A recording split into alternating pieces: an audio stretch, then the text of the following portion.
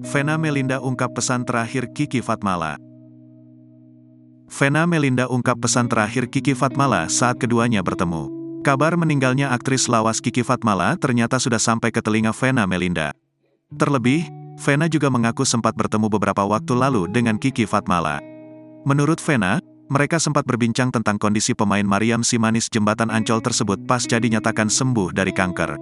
Namun siapa sangka, ternyata pertemuan itu adalah perjumpaan terakhir mereka. Terakhir kita podcast Mbak @Kiki_Fatmala begitu semangat dan sangat bahagia menceritakan kondisi Mbak yang alhamdulillah dinyatakan sembuh dari penyakit kanker. Tapi ternyata Allah sayang sekali sama Mbak @Kiki_Fatmala, ujarnya lagi. Mengucapkan kalimat perpisahan, Vena Melinda lantas mengingat pesan yang diberikan Kiki Fatmala padanya. Rupanya mendiang Kiki berpesan untuk selalu bersyukur dan berbuat kebaikan.